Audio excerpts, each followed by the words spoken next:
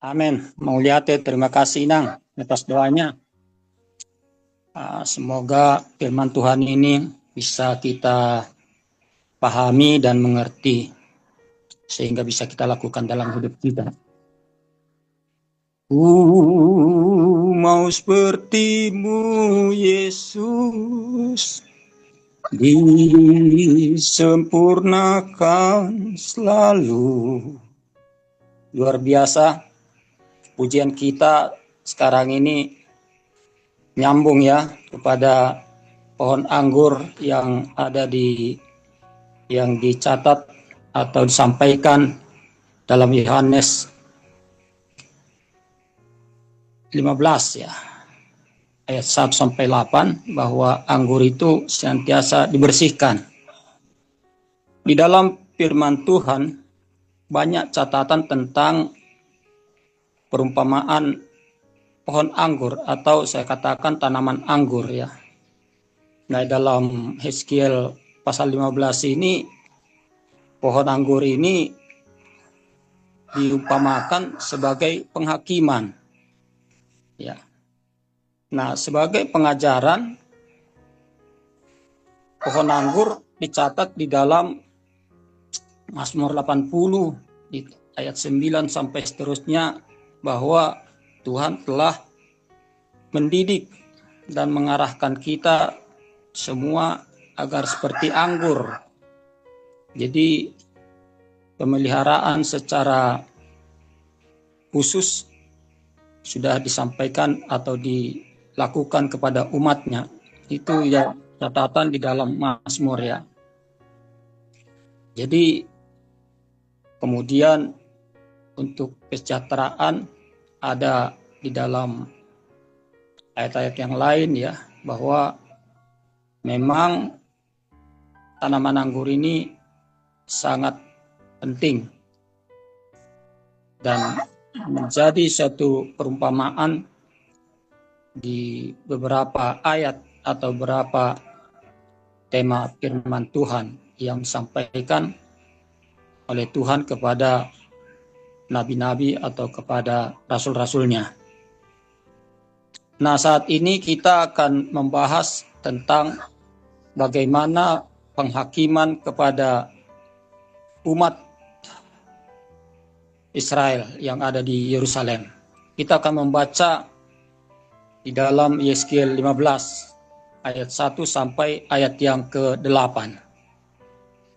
Saya akan membacakan ayat pertama, nanti ibu bapak sekalian akan melanjutkan ayat yang kedua dan kita bergantian sampai selesai. Saya akan memulai perikop Yerusalem, pohon anggur yang tak berguna. Lalu datanglah firman Tuhan kepadaku. Lanjutkan Bapak Ibu. Halo? Hai anak manusia, apa kelebihan kayu anggur dari semua kayu yang seperti anggur yang tumbuh di antara kayu-kayu besar?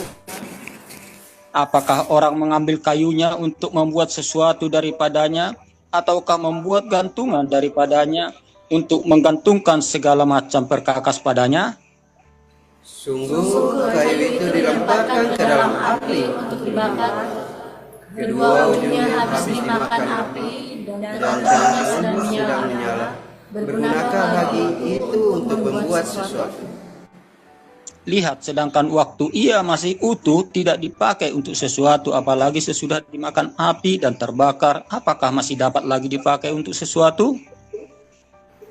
Oleh sebab itu beginilah firman Tuhan Allah, seperti kayu anggur di antara kayu-kayu di hutan yang kulemparkan ke dalam api untuk dibakar, begitulah aku lakukan terhadap penduduk Yerusalem. Aku sendiri akan menentang mereka, walaupun mereka luput dari api, tetapi api akan memakan mereka, dan kamu akan mengetahui bahwa akulah Tuhan pada saat aku menentang mereka. Mari kita baca bersama. Dan aku menjadikan negeri itu sunyi sepi, dan Karena mereka berubah setia demikian firman Allah. Amin. Terima kasih Bapak Ibu yang telah berpartisipasi untuk ikut membacakan Yeskiel pasal 15 ini. Kita melihat bahwa ada pertanyaan yang datang ya, yang dilakukan oleh Tuhan kepada Yeskiel. Ditanya tentang kayu anggur, pohon anggur ya. Kita harus mengenal anggur itu seperti apa sebenarnya. Kalau saya mengatakan bukan pohon anggur ya, lebih tepatnya tanaman anggur sebenarnya, pohon anggur. Jadi dia ini bukan pohon-pohonan, tapi dia perdu. Jadi tanaman perdu dia. Bapak Ibu perlu mengetahui bahwa anggur tidak mempunyai pohon yang keras. Itulah menyebabkan namanya dia menjadi perdu. Saya orang pertanian, saya bukannya ahli ya, tapi tahulah banyak, karena 30 tahun lebih bekerja di bidang itu dan dapat juga sekolah tentang itu. Nah, jadi kenapa pohon anggur ini banyak dipakai oleh Tuhan sebagai gambaran daripada umat yang dipilih? Karena pohon anggur ini memang tidak berguna, atau saya katakan tanaman anggur secara umum tidak berguna tanpa buahnya. Ini keistimewaannya sebenarnya. Bahkan kalau kita lihat di dalam ayat 2 dan 5 itu dikatakan bahwa ketika pohon anggur tidak berbuah, dia akan dipangkas ya. Jadi daun-daunnya itu dibuang. Kalau diaplikasikan dengan kehidupan kita, apa yang kita miliki itu, yang kita banggakan itu akan dirampas, dipotong, dibuang. Kalau dalam tanaman, daun itu adalah mahkota. Ya, mahkota. Itu mahkota tanaman adalah daun. Dan manusia juga punya mahkota, punya kebanggaan tersendiri. Ada yang membanggakan kegantengan atau kecantikannya, atau mungkin membanggakan bodinya atau warna kulitnya. Bahkan di zaman ini kalau dia misalkan agak putih, saya lihat aneh-aneh sekarang manusia. Ya, kalau kakinya misalkan kelihatan agak mulus, itu celananya itu dipendekinnya. Kalau di bagian punggung agak mulus, putih, ya punggungnya dibolongin, itu baju bagian di belakang itu dibolongi. Kalau dadanya mungkin agak lebih mulus, ya itu baju agak diturunkan di bagian lehernya atau di dadanya. Jadi aneh-aneh ya. Nah, inilah kebanggaan daripada manusia. Sedangkan kebanggaan atau mahkota daripada pohon anggur atau tanaman anggur adalah daunnya. Maka daunnya dan ranting-rantingnya dipotong-potong semua, dibuang, dibakar. Nah, kita masuk ke dalam ayat pertama sampai ayat 3 ya. Ini kalau kita lihat memang ada keunikan dari pohon anggur ini. Ya. Keunikannya apa? Dikatakan di dalam ayat 2, hai anak manusia, apakah kelebihan kayu anggur dari semua kayu yang buahnya seperti anggur yang tumbuh di antara kayu-kayu di hutan?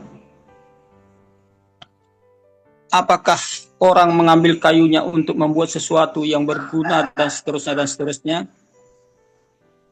Tidak. Itu jawabannya.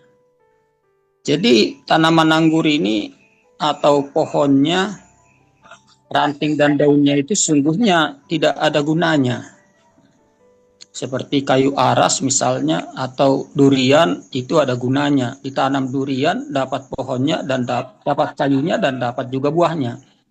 Tapi anggur tidak demikian, ya. Jadi unik anggur ini, dia hanya bisa dinilai atau dia bisa berharga ketika berbuah.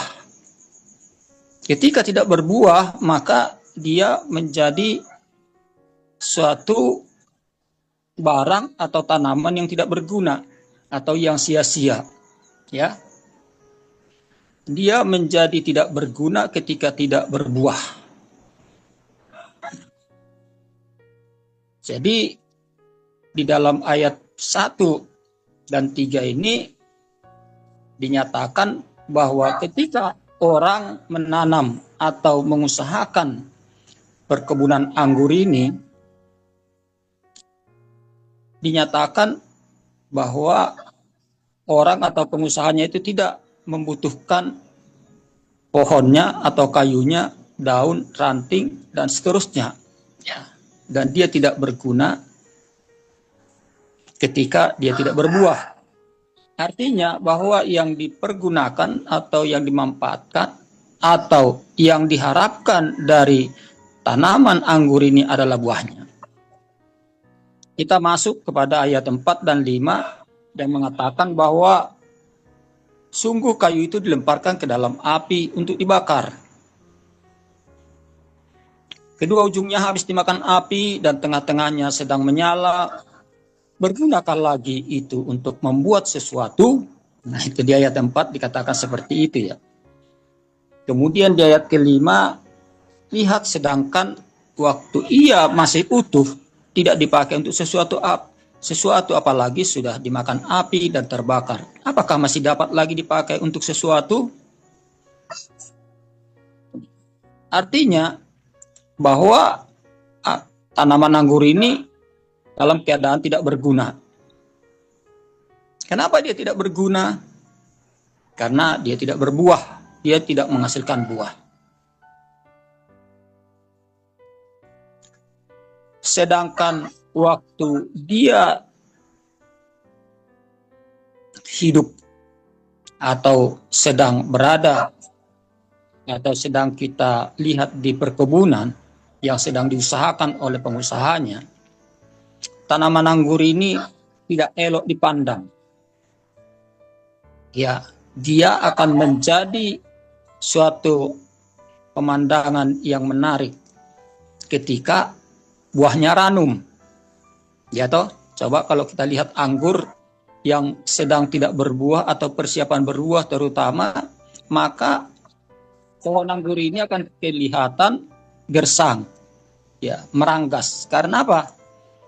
Karena ketika dia mau berbuah, mahkotanya atau daunnya itu semua dipangkas, ya. Sehingga ada itu daun. Hanya pohon-pohon yang tidak lurus, yang tidak bisa berdiri tanpa eksternal, ya, dia tidak bisa berdiri. Kalau tidak ditopang dia tidak bisa berdiri.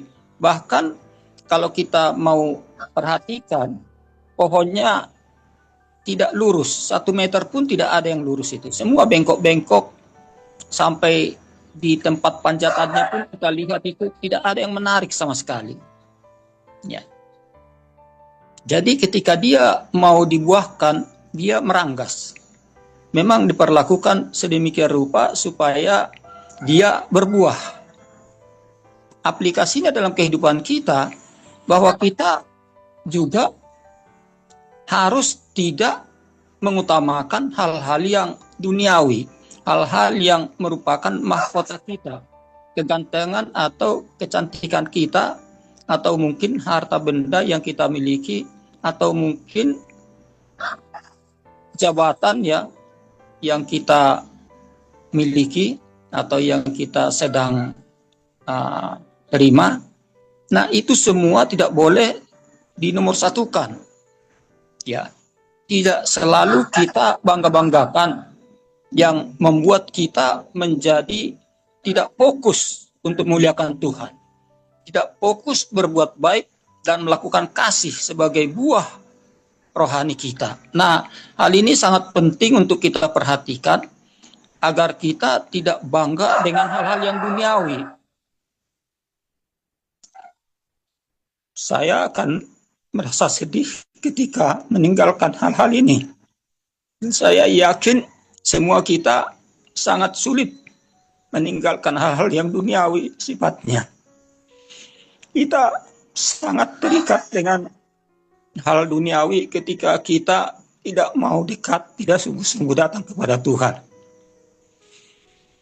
Bapak, Ibu, Saudara sekalian yang dikasihi Tuhan, hal ini sangat penting ya, untuk bisa kita perhatikan, kita camkan dalam hati kita bahwa betapa pentingnya kita menghasilkan buah, yaitu buah rohani ya, yang dicatat di dalam Galatia 2 ya, Galatia 5 ya, ayat 22 sampai 23.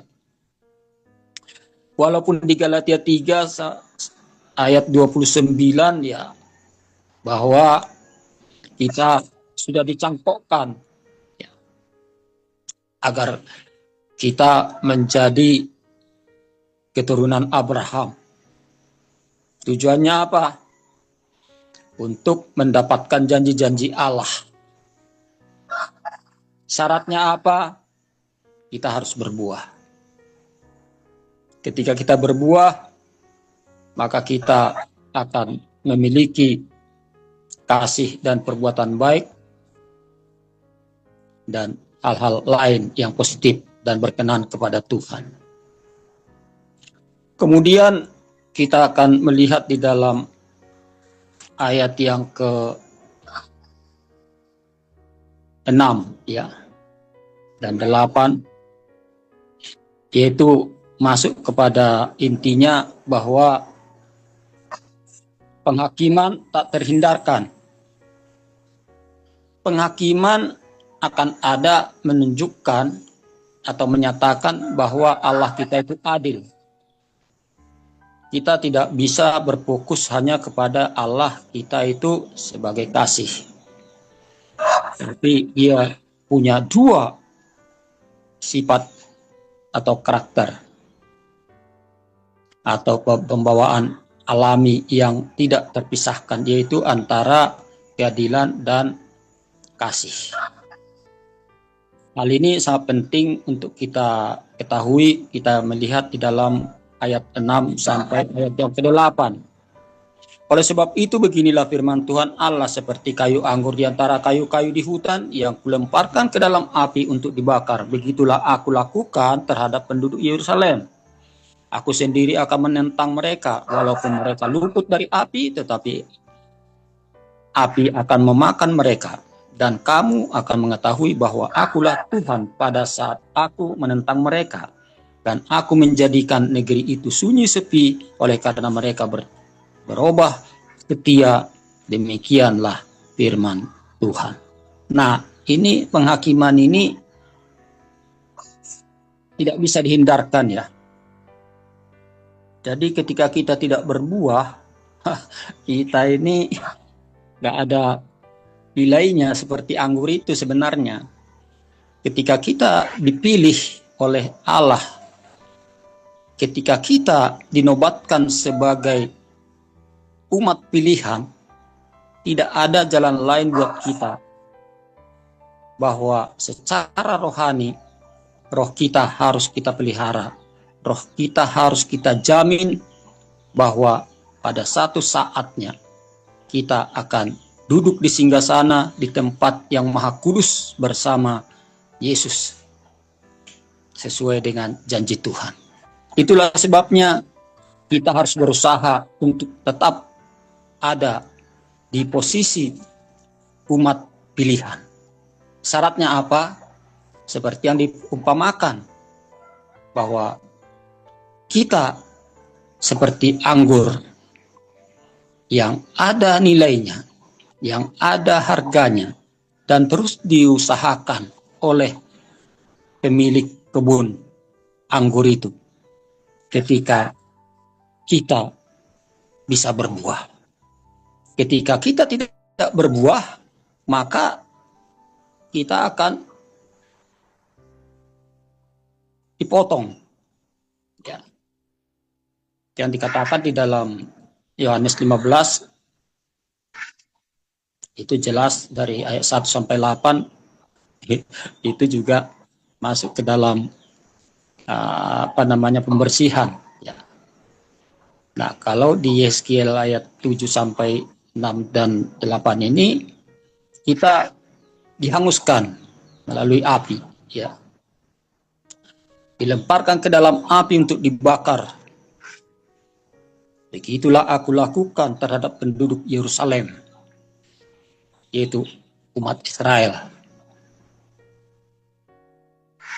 Aku sendiri akan menentang mereka walaupun mereka luput dari api, tetapi api akan memakan mereka. Dan kamu akan mengetahui bahwa akulah Tuhan pada saat aku menentang mereka. Aku akan menjadikan negeri itu sunyi sepi oleh karena mereka berubah setia. Artinya mereka tidak konsekuen, tidak memiliki integritas. Hanya omong-omong doang. Nah, inilah anak-anak Tuhan yang sering memperlakukan kerohanian itu, pelayanan ya yang diberikan kepada kita dimain-mainkan. Tidak ada keseriusan, tidak ada kesungguhan, ya. Tidak memuliakan Allah atau tidak memuliakan Tuhan Yesus di atas segala-galanya.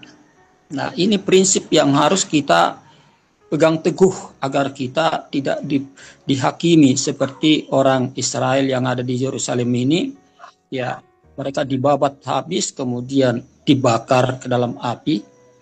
Nah, ini ngeri-ngeri sedap ya. Jadi itulah sebabnya kita jangan main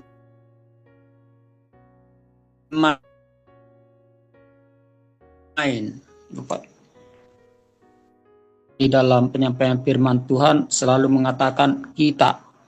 Tidak jarang saya berkata kamu, Anda sekalian harus begini dan begitu. Jadi kita.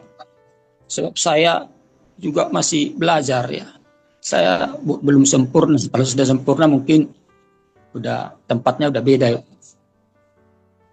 Kita masih sebatas yang dikuduskan. Ya. Kita adalah orang-orang pilihan Allah yang tentu tampil beda, posisi beda, tempat berbeda, karisma berbeda, kuasa berbeda, dan lain-lain ya, yang memang diberikan Tuhan kepada kita anak-anak Tuhan. Jadi kesimpulannya, mari kita introspeksi diri, sudahkah kita berbuah rohani? Sudahkah kita memiliki kasih? Sudahkah kita berbuat kebaikan dan kebajikan? Sudahkah kita memperhatikan sesama kita? Sudahkah kita menginjil? Dan lain-lain seterusnya.